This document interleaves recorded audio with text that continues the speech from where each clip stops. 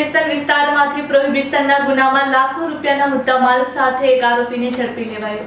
પૂર્વ કચ્છ પોલીસ અધિક્ષક સાગર બાગમારના માર્ગદર્શન હેઠળ જિલ્લામાં દારૂના વેપાર અને પ્રોહિબિશન સંબંધિત ગુનાઓને નાથવા માટે કડક કાર્યવાહી હાથ ધરવામાં આવી રહી છે, જે અંતર્ગત એલસીબી પીઆઈ જેએમ વાડાની આગેવાનીમાં એલસીબીની ટીમ આદિપુર પોલીસ સ્ટેશન વિસ્તારમાં પેટ્રોલિંગમાં હતી। તે દરમિયાન બાતમી હકીકત મળી કે કિશન સામજી મહેશ્વરી સ્પિનિંગ મિલના સામેના ભાગે ગલીમાં એક રૂમ ભાડે રાખી આ રૂમમાં વિદેશી દારૂનો જથ્થો રાખી વેચાણ કરે છે, જેથી એલસીબી ટીમ દ્વારા જરૂરી વર્કઆઉટ કરી બાતમીવાળી જગ્યાએ રેડ કરતા કિશન સામજી થેડા વિદેશી દારૂના જથ્થા સાથે મળી આવતા વિદેશી દારૂની વિવિધ બ્રાન્ડની બોટલો, બિયર ટીન, મોબાઈલ ફોન તેમજ રોકડ રકમ મળી કુલ રૂપિયા 1,65,512નો મુદ્દામાલ કબજે કરી કાયદેસરની કાર્યવાહી કરી આગળની કાર્યવાહી માટે આદિપુર પોલીસ સ્ટેશનને સોંપવામાં આવેલ છે।